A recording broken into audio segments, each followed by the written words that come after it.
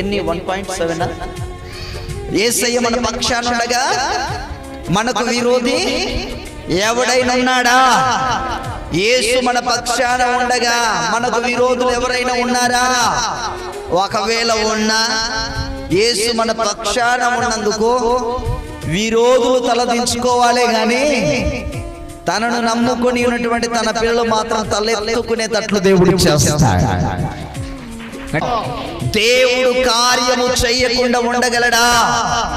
దేవుడు కార్యము చేస్తే ఎవడైనా అడ్డం రాగలడా?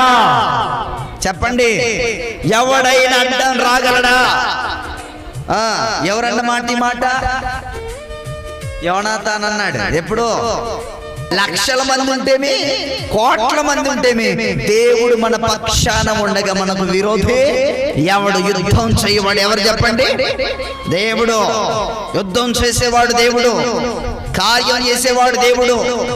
అందుకే దేన్ని బట్టి కూడా భయపడకూడదు మీరు, ఎందుకంటే ಭಯಪಡವలసినటువంటి ಅವಸರ లేదు.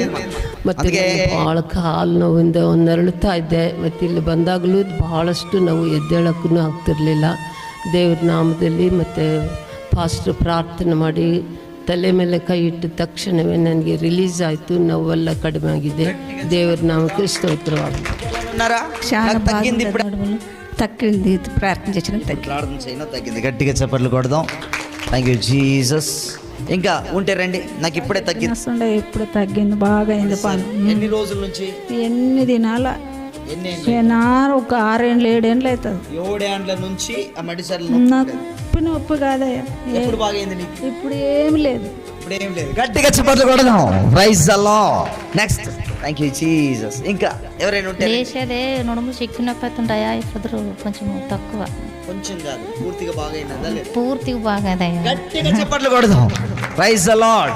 Thank you Jesus. నాకు చెవి నొప్పి ఉందయ్యా, వారమైంది, కొంచెం తగ్గింది. కొంచెం అంటే ఇంకా ఉంది, కొంచెం ఉంది. కళ్ళు మూసుకో, చేతులు పైకెత్తు. యేసు నామమున